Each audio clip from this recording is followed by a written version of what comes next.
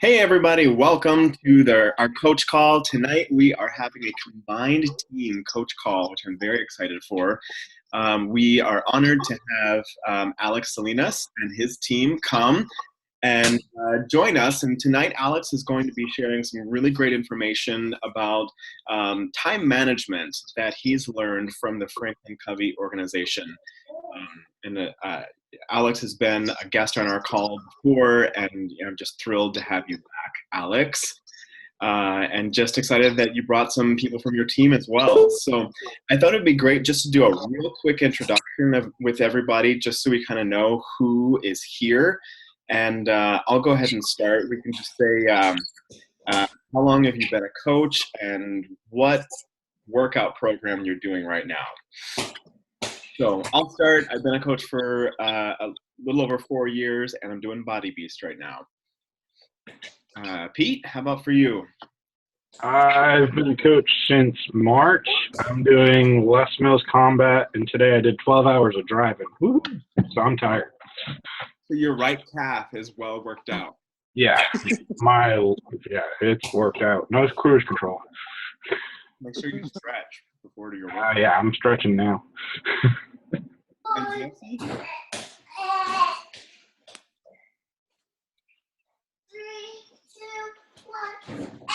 Jesse, can you hear us?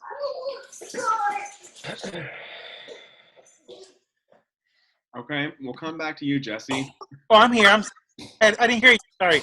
Oh, what introductions? I'm Jesse from Chicago. I've been a coach since April 2012, and I'm currently doing Body Beast again, second round. Awesome. Great. Melissa?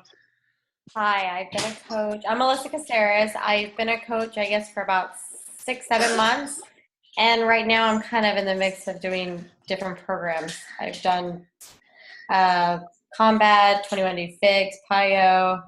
So I'm just kind of switching it up right now. Love it. Nice. And we'll come back to you, Alex, at the very end, because you're a guest of honor. Dan, over to you. I'm Dan, and I live in Lincoln, Nebraska. I've been a coach since March. Currently doing P90X3 for the second time. I've done PIO as well. Awesome. And Eric?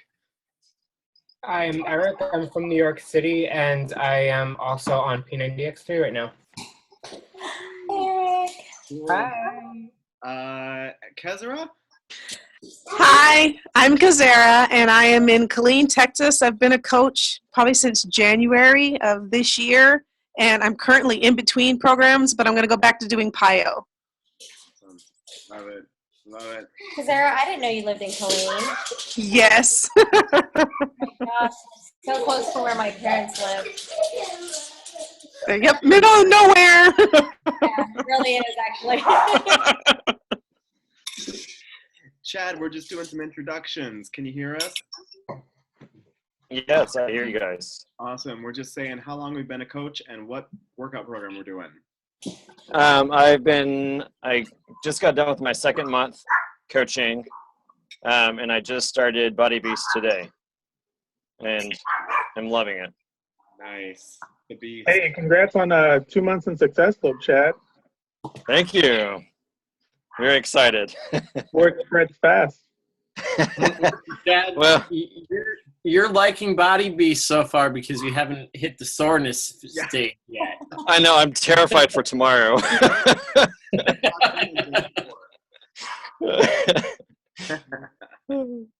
That's great. And then Alex? I am from Houston, Texas, born and raised. I am currently doing, I actually just restarted Body Beast again today. I finished day 90 last week. I'm actually going to switch it up a little bit. I'm only going to do bulk for the entire 90 days. And on my cardio days, we actually do a fit group here in Houston where we just kind of switch up from, it can be PIO, it can be P90, it can be combat. It just, PIO seems to be a huge fan favorite. So we end up doing that on a very regular basis. But yeah, I'm just been a coach for this month will be year 4 for me. Oh, wow. Awesome. Awesome. And this is Gizmo. He'll be in my Yeah. lap. He'll be eyeing the Don't get Eric started. He's got cats. I'm a dog. Don't be labeling me as a cat lady. I have a dog. It goes both ways, okay? All right. Oh, good. Well, good. Well, I am excited for the information that we're going to talk about tonight and just the conversation about time management. I know this is one of the topics that just about every coach talks about having a struggle with. And, I think we could probably expand this to the rest of humanity. Just how do we manage our time and how do we, really focus on the things that are priorities and, be able to give to the people and the things that we love. And Alex has all the answers. So I'll pass it over to him. And just a alert for the coaches on my team, Alex sent me some graphics and some information that I went ahead and posted in the comments of the link to this call. So if he is going to be referencing any of those, then I'm going to be looking at them on my phone, just to follow along, and we'll go from there. Well, one of the things that I actually can tell you, I went to Dallas. I drove to Dallas about a year and a half ago just to actually do this. It was at the time it was a 2-day training class, and now they've actually turned it into 3 days because there's so much information, and they were just jamming it all into this like day and a half, almost 2-day session. But I wish I could tell you, you walked away completely a different person. You walk away with the aha moments that kind of give you some structure behind what you can start doing immediately. There are 5 different sections in the book that they provide to you. They give you some structure. And tonight I'll talk to you about the first section of it, which actually, I didn't actually send this out to my team, but I'll send this out to y'all after the call's over. So if you can just imagine just literally just a box that has 4 squares in it. And up in the top on the top left-hand corner, you'll see a box that says Q1. Can you see that? Yeah. So you have Q1, Q2, 3, and 4. And the very first thing that I think that you have to kind of take back into the frame of mind is when you have a Q1, and I'll describe to you what these actually are, you're going to have Q1s where how many times do you, whether you're at your normal job or just any kind of activity at home, somebody rushes up to you and they have a fire that needs to be put out, and you're having to drop everything that you're doing, no matter how important that particular task is that you're working on. They have no regard to that at all because it's their fire and they need you to fix it and they want it done right then and there. How many people deal with that every day? Yup. Okay. Well, that's considered a Q1. That's a crisis. That's an emergency meeting. Your boss is having this last second meeting and we have to know what the numbers are going to be for the month, and because failure to plan on their part is an emergency on your part. Yep. Right. So what we want to do on a consistent basis, so we're having productive and impactful activities put in place so that you actually see results, measurable results, is we want to live in a Q2. So again, I'm gonna explain what these all are, but our focal point we need to put our minds and restructure the way we think to where we're in a Q2 and we're avoiding Q1, 3, and 4. And the reason for that is because Q2 is going to be completely focused, like I said, on structured activities that are going to get you where you want to be. Very similar to what they refer to as power hour. So if you have a very structured power hour and you're not allowing yourself to become distracted by the Facebook notifications, or you just like see something in the newsfeed and then you kind of like squirrel and you end up going off and you do something that you weren't even meaning to do, and then you find yourself an hour later realizing that you sent no invitations out and you did no follow-ups and you were just scrolling through Facebook, wasting your entire time. So you have to have structured time, and this all kind of builds in with everything else that we do. that part of some additional training that we can continue doing if you'd like to do, Michael, is teaching you how to actually set up your Outlook and set up your meetings. And there's actual specific guides depending on the actual kind of program you use. You may use Outlook, you may use webmail, you might use Yahoo or Google. And I actually have a diskette that has a book that I can send individual templates out for you that came from this particular training that will give you a step-by-step guide on how you can clean up your inbox and how to set up the folders so that they automatically drop emails into those folders for you, depending on the importance of them and the tasks and stuff like that. So you literally walk away finding better ways to put structure in your life instead of feeling like everything is a priority. And you walk away at the end of the day feeling most of the time like, I was so busy today, but what did I get accomplished? I don't feel like that when I'm at work anymore. Ever since I took this training, I have so many people that actually tell me on a regular basis at my job, how do you get everything done that you need to have done? And it's because I have a structure behind what I do, and it seems very simple to me.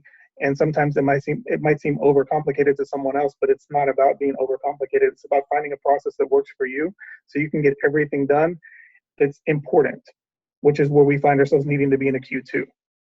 A Q3 is very similar to what I just said a second ago, getting distracted. Somebody walking by you and just walking up and having a real quick conversation with you, needless interruptions, unnecessary reports, meetings that your boss wants to have with you because they're lonely and they just want to talk to you. They call you in their office just to have a conversation with you, and you walk away like, what did I get out of this meeting other than staring at you eating your salad while you just talked to me for the last 45 minutes? There you go. As he continues to eat his dinner. You have unimportant emails, tasks, phone calls that are just consistently calling and interrupting you for these things that you know are not important, and they're not a Q2. And I'm going to give you specifics about what Q2 is. I'm going to come back to that in a second. Then you have a Q4, which is what they consider a complete waste of time. Let's see. Well, I hate to say this, but Facebook. And I'm not saying Facebook in regards to your invites. I'm talking about just Facebook scrolling through the news feed and just being nosy, because human nature, we're freaking nosy and we want to know what everybody else is doing and why we're not doing it. I mean, one of the things that I just recently heard, and I can't remember exactly where I heard this, Shalene Johnson at Platinum Edge a few weeks ago said, she was up on stage and said, how many of you, just by a show of hands, check your Facebook seconds before you go to sleep? So I ask you that question. How many of you check your Facebook right before you go to sleep? Everybody? I'm guilty. How many of you check your Facebook the second you wake up? Y'all are nosy ass people. That's why. And that's what she told us. Anybody who actually raised their hand, she goes, you're nosy ass people. You want to know everybody else's business and you don't even know how to mind your own. and you sit there laughing about it because it's so true. What happened in that 8-hour gap of time, if you were lucky enough to get 8 hours of sleep, that could have possibly impacted your life? Nothing. But you have to know what's happening in everyone else's. So we're driven by social media because it's become a way of life for us, but we're also a prisoner to social media because we're addicted to it. We want to know everything about everything that's happening, and it's not necessarily important, and it's not always going to be something that's going to help us in a productive standpoint. So a Q2, I'm going to tell you more specifics about a Q2. It's considered proactive work, high impact goals, creative thinking, planning, prevention, relationship building, and continuing to learn and renew yourself so you can be a better person. And that Q2 may simply be like what we talk about, personal development. It can be listening to something, an audiobook, reading. Like I told you before on the different call, I can't read books. I will sit there and fall asleep. I can listen to something on the way to work, and I can listen to something coming back home, and that can be my personal development for the day. I listen to the exact same chapter going to work and coming back home because I will take something away from it each time because I'm distracted driving and you're not listening to the entire thing the entire way, both directions. So I always walk away with something different. But like I said, I'll send that graph out to everybody. And what I would strongly recommend doing is looking at or writing down the things that you feel are Q2 for yourself. And there's a lot of power in writing things down. And they made us do that particular activity. I'm giving you the actual answers to kind of just speed the process along, because they actually make you write down, what do you think's a Q1? And then they make you go from chart to chart and write these things out as an actual group. But what ends up happening, yeah, you're brainstorming and you're working together to find that actual answer. But if you write these things down, you're committing things to memory. And that's why it's so important in school. If you're writing things down, I would find myself in class just writing things down and rewriting almost like an entire chapter. And I would remember the entire thing when it came time for test time. And I never would study for anything. But it was committing it to memory because you're writing it down. So, and I see Eric taking notes, things he's writing down are going to be things that he's committing to memory. So I consider that a Q2, whether you're taking notes, personal development, or giving yourself specific structured time for your invites or your power hour. And this isn't something that you do just for Beachbody. This can be done on a daily basis, and you implement this into your actual daily activities in your life. You'd be amazed at what my calendar looks like. I need to screenshot my calendar for you. Everything is color-coded. And people think I'm crazy because I'll have a reminder that pops up for me to tell me to go to lunch at noon. And I have a reminder that pops up to tell me to eat my snack. And another one that pops up that says workout. So I have an alarm that continuously is feeding me the information that I've put in place that's reminding me to do things. And so no different than working at my normal job, I have files that I have to work on every single day. But if I allow one file to consume my entire day, then the other ones get neglected. So just like with Beachbody, you have to have power hour. Just like with my normal job, I have to have structured time to work on certain files to get those things taken care of.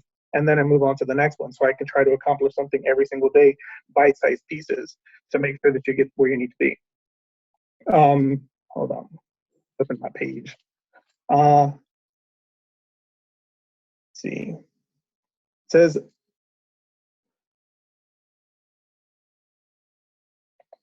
"51.2% of people spend time, the majority of their time, on urgent activities in Q1. And the reason for that is because there's always somebody that's going to have a fire to be put out. One of the things that I did, and granted, I went through 2 days worth of training with this, I came back to my job and I started to explain to people what a Q2 was. Because if somebody came to interrupt me with an unnecessary conversation and I was in the middle of something, I was going to lose my train of thought. But I also wanted them to understand what a Q2 was. So I literally went back and I had a meeting similar to this with the people that I work with. And I said, I just want to spend 20 minutes of your time explaining to you what my structure is going to look like from here on out, what my calendar is going to look like. If you need to stop and talk to me about a file at work, you're welcome to come up to me and say, when do you have available time to talk to me about XYZ? Because if you come up to me and you just consistently interrupt me, I literally am going to respond back to you as, I'm in a Q2. That's a Q1. So what time do you want to meet this afternoon? How much time do you need? And it at first seems kind of disrespectful, but how disrespectful is it for them to interrupt you? And you have to take it from that stance, because they don't understand it as, well, that's being rude. Well, technically, no, I'm just telling you that what I'm working on is really important. And you interrupting me because you have a fire that needs to be put out is really kind of rude on your behalf. And they're not even looking at it that way. How many times are you at work, at your normal job, and somebody walks up and says, hey, I have a question. Or just real quick, I have a question. And you're like, okay, what's going on? And then you completely lose your train of thought.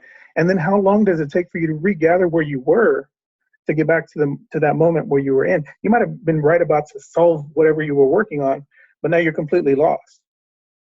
Where if somebody walks up to you, not being disrespectful, just simply saying, I'm in a Q2, if they understand what this terminology means, and you just talk about, I'm in a Q2 right now, as soon as I have an opportunity to, I can pencil you in for 15 minutes and you'll have my undivided attention. Well, 1 o'clock after I'm done with lunch work.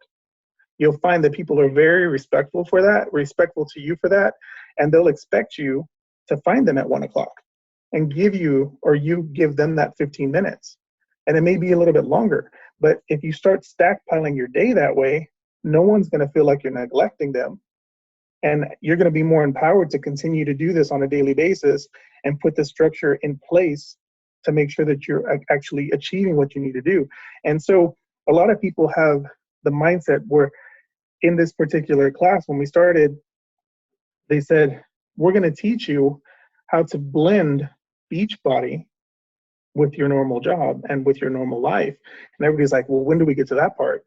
We really need to know that part, because I can't figure out, Beachbody's one job and my loan processing job's another job, and then I'm still busy at home and that's another job. Well, technically speaking, you're already doing it.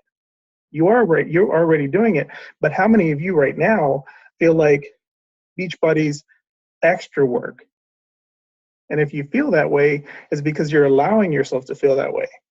You're putting Beachbody on top of other things that you're already prioritizing, where you just need to start to space out your day and say, you know what, from 7 to 7:30, that's the only time I have. You may not have an hour to give. You might have kids at home. You might have a husband. You might have a wife, whatever's going on. You may have things in your life that are happening that you may only be able to devote 30 minutes. So maybe 15 minutes is your personal development, and 15 minutes is going to be you sending out 10 invites a day just to get those invites out, or those connections, those reconnections, to start building that relationship. And then the next day, you're following up with those people. We have a tendency to just make things so much harder than they need to be. And we overthink everything, and we start putting all of these objections in front of ourselves because we already know what we're going to say to somebody when they approach us and say, hey, have you ever thought about, oh, no, I'm not interested. You've already shut yourself down before you even give yourself a chance to go out and reach out to that person to ask them a question. And we do that all the time. We do it on a consistent basis. I do it.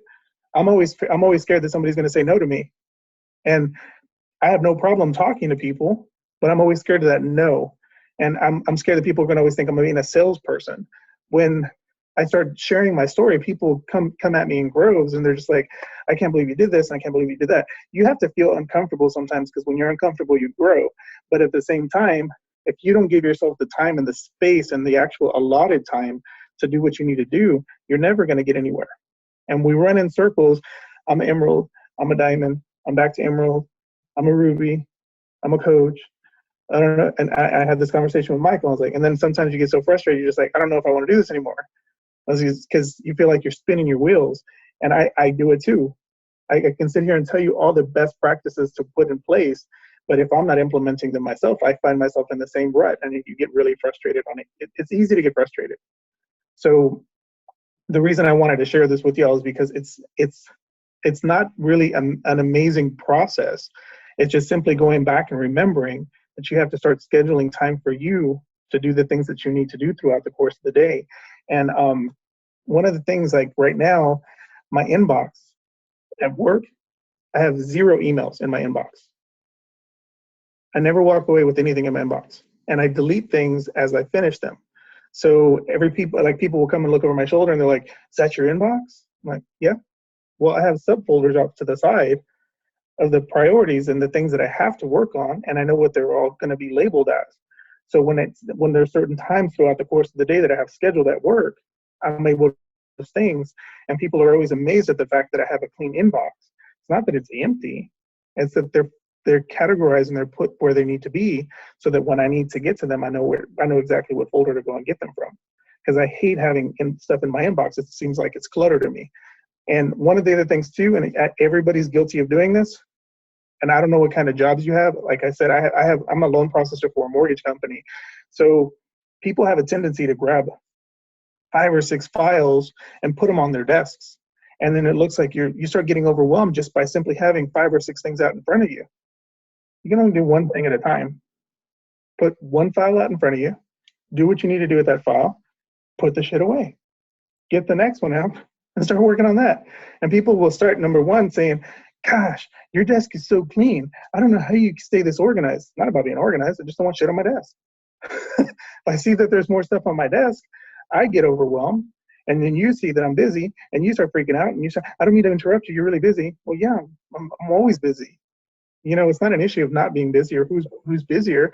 It's an issue of getting things done in a certain amount of time because you've allotted that amount of time. Does that all make sense? Yes.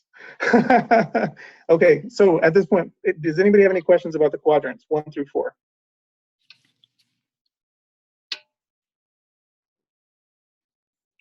No.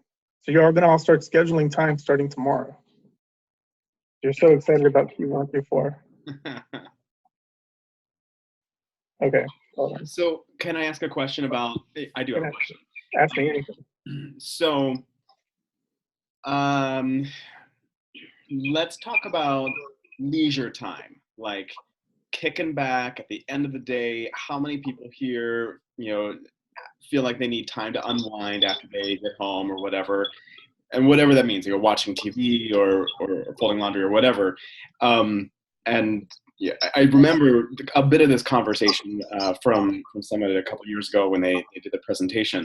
But can you talk about what is the the quadrant, the value of relaxation time, and you know, how do you know when that is good and when that is abusive? Yeah, I can. There's a section in the book that's actually that refers to fuel your fire and don't burn out. And the reason they say that is because we have a tendency to, again, we spin our wheels on a consistent basis because we're always trying to please other people. And the thing about it is we don't take the time for ourselves. So everybody's going to have a different way of relaxing. Everyone's going to have a different way of trying to enjoy themselves. I personally love to sit and watch movies. A scary movie is relaxing for me. Mel may love to spend time with her son and her husband out at a park. And, you know, like you made reference, you know, somebody might fold clothes and that might, I mean, everybody's going to have something different for themselves. Somebody may love doing personal development, but no different than the job you do during the day, you have to schedule time for you. If you don't schedule time for you, no one else is going to do it. And the other thing too is we have a tendency, and I'm guilty of this because I just came out of a 15-year relationship, and because you have a tendency to not schedule time with your significant other. And that's not fair to them, and it's not fair to you because you find yourself so busy all the time that you're neglecting someone who cares more about you than you even realize. And you turn around and you're spinning your wheels and you're always burnt out. And you're thinking to yourself, well, I'm always working for us. I'm always doing this because I'm trying to pay the bills. I'm always trying to do this to keep the lights on. You're gonna work no matter what. You're not gonna let your lights be turned off. You're not gonna get evicted. You're not gonna lose your car. Those are the most common things we have to live with. So most people are gonna find a way to pay their car. They're gonna find a way to keep a roof over their heads because everybody's got to have one. But if you're not scheduling time with your significant other, it's a disservice to them. And it's unfortunate because I fell victim to that because I did not do that. So I'm in a different situation now where I'm trying to learn from that particular mistake so that when I do go into a different relationship, I'm making sure that I have that time built into my daily life and my daily routine so that I don't fall victim to that again. So I say that just to learn from my mistakes because, you know, lesson learned, and I'd sooner rather say that out loud and make people realize that, you know what, not to sound bad, but people get tired of your shit. People get tired of you not paying attention to them. And people get tired of you not spending time with them when that's all they want to do is just spend time with you. So give that person the respect that they deserve and schedule time with that person. And that may be your way to refuel your fire or just keep that flame going and just, you know, keep the balance in your personal life too. Because yeah, we're going to have balance in our work life and our beachbody life and our normal day-to-day activities, but your significant other and staying rejuvenated and getting the sleep you need and the exercising is another thing too. People use that as a way to just stay rejuvenated on a daily basis. But, you know, date night doesn't have to be every night. You know, you can have date night once a week, but you have to find committed time to spend with that person. Or if you're not with anybody, spend time enjoying yourself. Just go out and enjoy yourself with your friends or your family or whatever you got to do, just to stay focused and not so wound up. I guess is the best way to describe it. Yeah. You know, Alex, I really appreciate your sharing from personal experience and just the transparency that you're demonstrating right there. And I'm going to play this part of our call for my husband, and he'll really like that. But one thing that I think we as Beachbody coaches can easily struggle with is this. I know for me, the thing that takes the most time is having the back and forth conversations through messaging. Like you're talking to somebody, they're asking you questions, and they're excited, and you're kind of going back and forth. And if you're going back and forth with more than one person, like all of that conversation can take up a lot of time. And I know, I go in and out of being really good at managing that and being really bad at managing that. But another aspect to that is a lot of these conversations tend to happen when other people are off of work. That's when they are available to talk. And I know that I've kind of used that justification of like, oh, my hours are kind of flipped from everybody else because that's when they're available to talk. But there's one thing that I noticed that was really interesting that happened when I started to put some boundaries around having those back and forth conversations until like 9 o'clock, 10 o'clock, 11 o'clock at night. And that is the more that you respect your own time, you are teaching other people to respect your time as well. And what I found was when I started placing limits on, when I would continue these conversations and when I wouldn't. So it wasn't just I'm immediately firing back a message as soon as somebody comes to me. What I noticed is that the nature of those conversations changed. They were a little bit more on point, a little bit more focused, and people would respond to me with a higher level of respect. Not just kind of like fooling around, but like they realize that, oh, there's something of value that we are talking about in this conversation. And the fear that I had of if I don't get back to this person immediately, I'm gonna lose that person, was actually the opposite of what was happening. So more boundaries created more respect, and more people tended to be attracted to it. So I don't know if anybody else has noticed that in their own life or struggles with that back and forth, but just something that I would encourage all of us to do, and encourage you to remind me to do as well. It's a slippery slope. It's so easy to get backslidden into it, but when you create those boundaries, other people will respect you more. I think the other thing too people have to remember is just the fact that we, like you were mentioning, that the boundaries as far as the time. When I first became a coach, I used to say to people, I'm available 24/7. That wasn't true. I'm lying to them and myself. And what happens is you're literally opening yourself up to getting text messages or phone calls or messages on Facebook. And then they get frustrated when you don't respond back because you said you were available 24/7. So when you start putting those boundaries in place, they understand that, you may be in a different time zone. They need to understand when messaging is appropriate.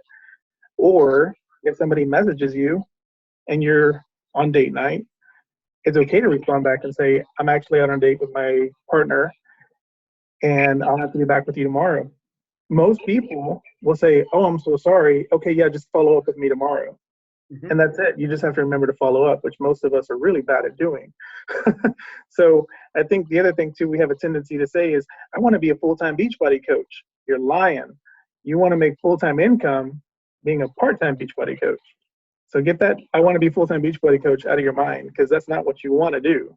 You want to make full-time income being a part-time coach. That's the goal. Yeah. So I used to say that all the time. I was like, I want to be full-time coach. I want to be full-time Beachbody coach. And then I was available 24/7. You have to change that mindset, because it's not realistic. It's not what you want to do. And it's not fair for you to put yourself out there that way and give a false sense of hope to people that you're going to be there at the drop of a dime just because they happen to send you a text message or a Facebook chat message. Yeah. Yeah. And, just to get real about numbers, like if you talk to people who make their full-time living as a Beachbody coach, and you ask them how much of your check is directly from your own direct retail, and how much of it comes from the bonuses that your team generates. And the more successful the coach is, the greater percentage of their check comes from the team, all working together in the bonus cycles and 2-star bonuses, things like that. Whereas the amount of retail really stays about the same. Just about, if you were to kind of average it out, like the average coach kind of sells about the same amount each time, because what you're doing is you're trading your own time for money, those conversations, and you only have so much time. You can only talk to so many people. So, really take advantage of the structure that you have, and know that what it takes to be a full-time income as a Beachbody coach is mobilizing a team of people like you all are doing, to help as many people as possible. So you're multiplying efforts rather than just adding.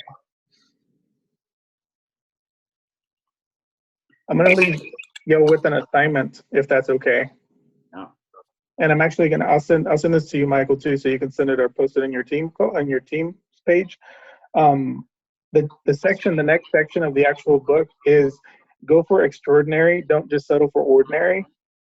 And what you want to do is actually identify 3 roles that you want to master. And that could be master as like with your partner, your significant other. You want to be the best significant other out there. You may want to be the best dad. You may want to be the best loan officer. I mean, it can be anything.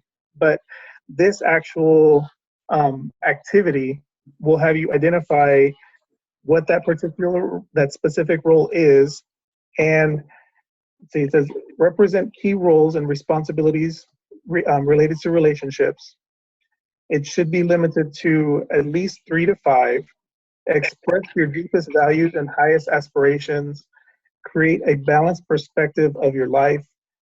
And you're going to look at how you can change that over a course of time, because you can identify what you want to master, but it takes time for you to master that role. It's not going to be something you do in 21 days, but you have to consistently practice at it so you can become better at what you do. Because most people have a tendency to say they want to figure out how to overcome some of their weaknesses. And in this particular training, they tell you to screw your weaknesses, focus on your strengths. Because you're damn good at certain things in life. So why don't you start just sharpening that tool and get really good at those?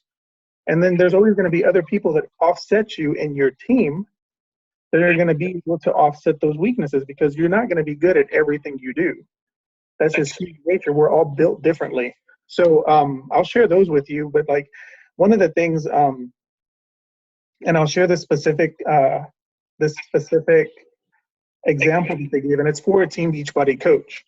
Instead of calling themselves a Team Beachbody coach, they call themselves an advocate for health. I like that. So it's actually on my Facebook page. I'm not a Beachbody coach. I'm an advocate for health. The description is, as an advocate for health, I will share my passion for fitness and nutrition through inviting others to join me on a journey, offering support and leadership to the customers and coaches, and being proof that the products work. How awesome does that sound? I'm just like, wow. I'm like, I want to be one of those. Not just, I'm a Beachbody coach. Have you heard of P90X? I mean, yeah, you can use that logo all day long, but what separates you from the other people on this call? I'm a Beachbody coach. For me, I want to help you, achieve your goals. I lost 140 pounds. I know how hard it is. I can teach you things that will help you on a daily basis. And everybody else has a different story, but some other people may have struggled to put weight on. I can't. Well, I can tell people how to put weight on, but not in a healthy way. So there's just different things. Here's another one. I'll give you another example, which I love this one too. It's actually about a spouse becoming the best spouse. This one's called Steve's Best Friend. As Steve's best friend, I will show my unconditional love and support through regularly communicating my feelings to him and helping him achieve his life goals. Mm. And these are things that you literally, like, the activity will have you break out different parts of the actual role that you want to identify, that you want to become extraordinary at. And it has you identify those, and you build a small little paragraph, but based on what you feel, makes it go from being ordinary, just so-and-so's partner, to being an extraordinary role. And I mean, how great does that sound? You know, regularly communicating my feelings to him or her and helping him or her achieve their life goals. So, I mean, there's different ways that you can identify what your specific roles are. And what I would tell you to do is identify 3 of them. And then when we reconvene, share what those are so that we can tweak each other. Or you can just literally just share what it is, because it may be amazing and I might write it down and steal it from you. But I think that there's just so much value that you have that you underestimate about yourself, because we get so wrapped up in the day-to-day activities and we stop trying to be better sometimes in the existing roles that we have. I have 2 kids and I need to be an amazing dad. That's one of my roles. I'm a beach buddy coach, fitness advocate, advocate for health. So, I mean, there's just different things. I'll share that with you. I actually have this page scanned, so I'll send this over to everybody that's on the call. And then that way, not that you have to do this activity, but I think that this is one of the steps in this particular course that helps you identify how to be better in the existing roles that you're in, because you want to master those roles. And then you still have to start putting that structure in place so that you continue to have your schedule. A little bit further into this book, I can teach all of you some of the stuff on how you can start organizing your Outlook and your emails and stuff like that, and share those actual guides with you. I mean, like, if I sent everything to you right now, it'd just be a lot of overwhelming information for you to start just trying to decipher. So if you do it in bite-sized pieces, it's a lot easier to just kind of go through. I love that. So I want to make sure that at least there's a couple minutes for anybody to ask a question, if anybody has any questions. And as you're thinking of those, just to kind of reiterate 2 assignments that we talked about. Number 1 is to write down Q2 activities. And then number 2 is to write down these 3 roles, and we'll work with that kind of the prompt that you'll be sending out. Yep. So any other questions that you guys are wondering about from what we talked about, or time management, how it relates to you? I have a quick question, I guess. Yep. Hear me? Can you hear me? Yep. I always follow up on Q1 all the time, and I guess Q3 to some extent, because I'm always surrounded by deadlines, but then I get a lot of distractions in the process. So, I mean, I guess it's a matter of planning, but it's kind of difficult for me to answer that. But I guess I'm trying to figure out how I can find my way to Q2, if that makes sense. It does. The thing about it, when it comes to the distractions, the distractions you're having are emergencies that other people are putting in your plate. Right. So it sometimes seems as simple as trying to explain to them what a Q1, 2, 3, and 4 is, but you have to truly understand what the differences are yourself before you try to explain them to other people, because they're going to look at you like you're crazy. So I'll send these templates to you so you can really understand them, I promise. But I think what happens is when you start to try to implement this process into your life, people start to find more respect for what you're doing, because you literally will have people that walk up to you and stop you from working on whatever you're working on to just say, hey, I have a quick question. Yeah. And it seems so crazy because they're pointing at you. I have a quick question. And you reply back, I'm in a Q2. I'm in a Q2. And they look at you like you're crazy. I swear to you, they look at you like you're crazy, and you tell them, you know what, but I go to lunch at noon and I'll be done by 12:30. So can I give you 15 minutes of undivided attention at 12:35? 15 minutes. Is that how much time you need? I guarantee to you, Jesse, if you try this tomorrow, no matter what job you have, the next time somebody walks up to you and they say, I have a quick question, Like, can I pencil you in as soon as I'm done with lunch? Because I'm on a deadline with what I'm working on.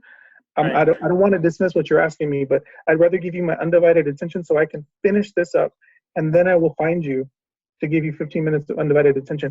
I guarantee to you that they're going to respect you a lot more for that, as opposed to you getting distracted and then you giving them a half-ass answer. Right. Because you're not giving them your undivided attention because you're trying to get back to what you were working on to have not lost your train of thought. Right. Yeah, So because I sometimes what expect you to do that tomorrow. no, because sometimes what I encounter is that, you know, like I said, I work with a lot of deadlines. Like I got to beat these deadlines. I oversee a lot of things. And it's like the moment I do that, they get moody. Everybody's going to be moody.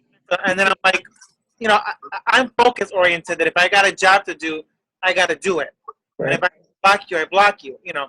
But it's like the moment I'm like, I just kind of like block them, they get kind of like frustrated. I got a deadline. Nobody's doing it but me, you know. So it's hard to make them understand that I guess I'm at a different level that they are. A lot rests on my plate, you know.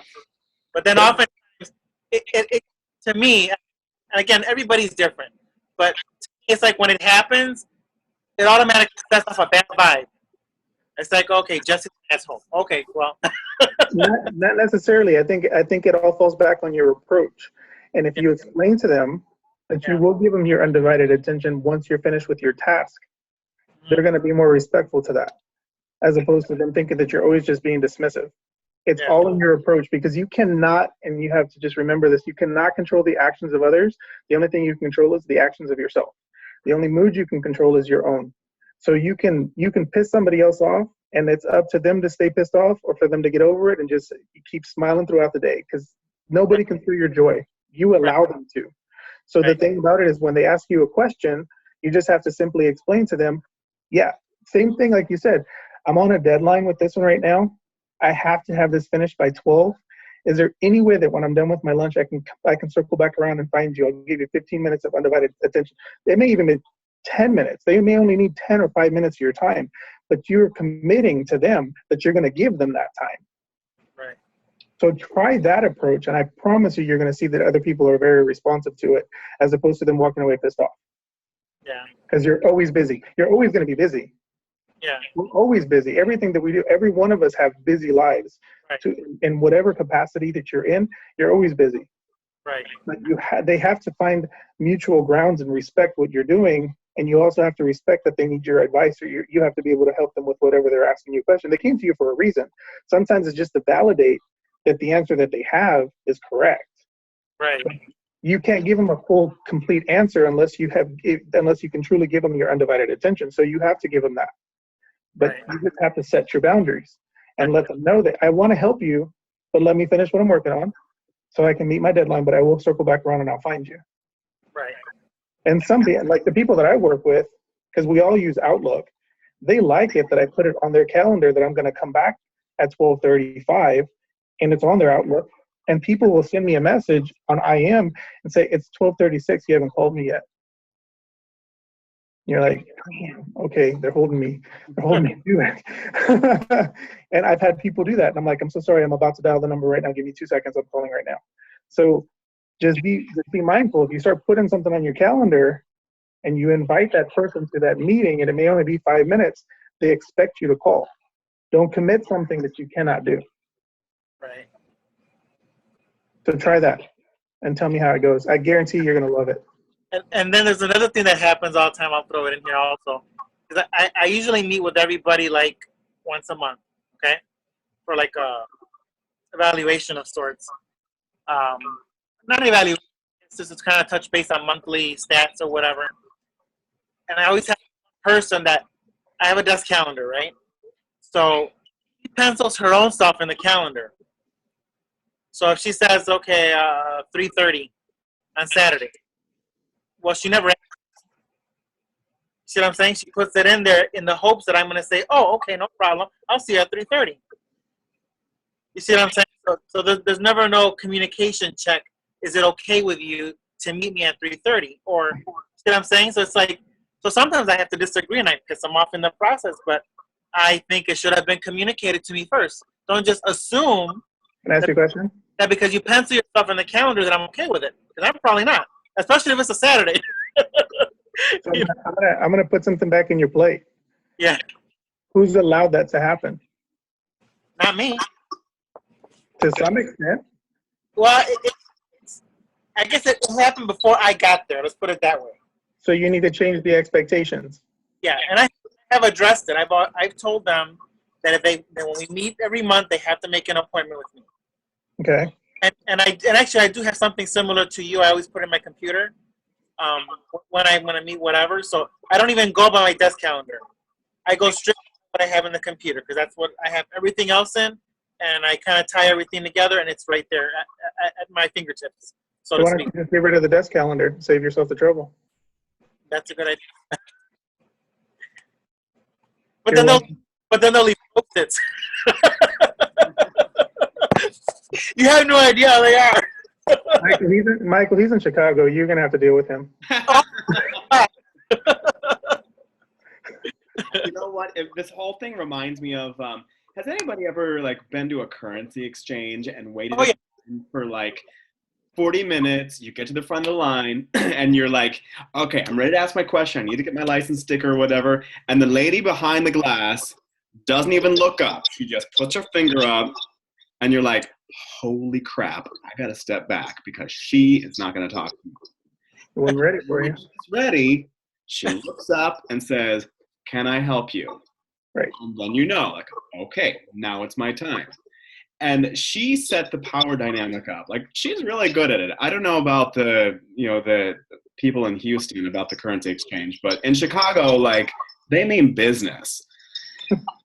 And I don't think that I don't leave the currency exchange thinking, well, that crabby person, she just blew me off. I can't believe it. It hurt, really. Hand. No, you know what? She's probably over a lot of people trying to step on her time, and she's got a system. She's got to work it. And you know what? I got in and out as efficiently as possible, and I got my license sticker. Boom, I'm done. I'm moving on. So, Jesse, you can't allow other people to manipulate you with anger as well. Because they know that, if I act a little pissed, then Jesse's going to cave and I'll get what I want. So you need to pull out that currency exchange lady face and just be like, no, this is the boundary. Right. It kind of sucks. I always have to have thick skin, but it has to be done. Well, Jesse, you're Latino. You already know. Just whip out the crack the whip. You already know. Yeah. And it doesn't work. I know what you're trying to play. You're up in Chicago trying to play like you're white. Whatever. Chicago. If that doesn't work, you can just throw a chancla at them. That's exactly right. You break out a chancla, you scare the hell out of some people. Ask my mom. Mm-hmm. That's right. Oh yeah. They know, they mean business when they. Mel knows too. But that's a really great. I've been wondering about investing in a punching bag. All right. If they see it in my office, they'll be like, "Oh shit." That's right. Well, Alex, you know what? I would love to continue the conversation and talk more about this. And I love the assignments. I'm definitely going to do that, and I'll post all that stuff in our coach group. And I just want to thank you for taking the time not only to share everything. Amazing information on my diskette. Awesome. You're the man. But also just inviting your team as well. So, Alex, what was the training that you went to? It's actually called Franklin Covey. It's a Beachbody training. They go around the country. Denise Needham, who's no longer with us now, she was part of the leadership training. She actually was the one that was heading up all of this training. She was going around because she was a certified Franklin Covey instructor. And what was happening is this actual course was being offered by Franklin Covey, not just as a separate course, not just to Beachbody. At first, it was just a separate course to corporations and stuff, and it was costing $1,200 just to attend this training. So Beachbody came out and they said, you know, we want to put all this together with something that we can do. And so they rolled it out to some of the top elite coaches just to kind of do a pilot to see if they could implement these practices to decide whether or not they wanted to roll it out to all the actual Beachbody coaches that were interested in just doing this for time management. And they actually offer it when it comes to town. They had one in Houston. They have them all over the place now, but they're scheduled. And there's a lot of advisory boards in different cities. And those actual advisory boards, the leadership council, will be the ones to decide when they're going to bring these particular trainings to like Chicago, to Dallas, to Houston. And they're working directly hand in hand with corporate to get these actual trainings out to the desired cities that are going to show the attendance that they need, because you have to have like a minimum of 15, 16 people show up. But the actual course itself is like $295. And now it's 3 days. It's like a Friday, Saturday, and Sunday. But I can honestly tell you it's well worth the investment, not just because you get a cool book, but, you know, they just teach you, you walk away with, you would think you're going to have these amazing aha moments, but you're just going through day-to-day activities and realizing that by simply understanding how to best utilize your calendar and put things in place to pop up as reminders, it starts to put structure in your day. So I have so many reminders that pop up that boom, this pops up, and your body starts getting accustomed to certain things, even if it's just like snack time, lunch time, time to eat, whatever. Or, you know, I have a clock set. I work no more than 8 hours a day. I don't give any of my time away at work ever for free, because they don't pay overtime. So the second that it's 10 minutes to 4, my alarm goes off and I start shutting down. 4:01, I'm out the door. And everybody's always like, I don't know how you get all your job done in 40 hours a week. Bye, Felicia. Whatever I got to do is going to be here tomorrow. It's going to be here tomorrow. And that's the mindset you need to start having, because you can only do so much in an 8-hour day. After a while, your brain isn't functioning the way that it's supposed to anymore, because you've just exhausted everything out. No, it's like trying to do a body beast workout for 8 hours straight and not giving your body any time to rest other than like the 10 or 20-second break in between. Eventually, it's going to cave. It's the same thing with your mind. You have to give it the time that it needs to rest, which falls back on the leisure time. You have to enjoy yourself. You have to just find ways to rejuvenate your battery just to make it work right for you. But, you know, the only person that can control that is you. Because you have to set those limitations. You have to set those boundaries up for yourself, because no one else is going to care about your time if you don't. So, yeah, that's about it for today. I want you to like drop a mic sideways. I dropped my phone. Drop your phone sideways. You know I won't drop my phone because it's my phone. It's my lifeline. Yeah, awesome stuff. Awesome stuff. Thank you so much, Alex, for being Thanks, here. Alex. And you know, you and I, we can work out another time to continue the conversation and do a follow-up. Sure. Awesome. Well, thanks everyone for joining, and just hope you got a lot of value out of this time. And I would highly recommend to watch this back again and, you know, review notes, and we'll go ahead and I'll go ahead and do the assignment, and we can do it in our coach group. We can share answers. That would be really interesting to do. So have a great night, everybody, and thanks so much. See you tomorrow, Alex. Good night.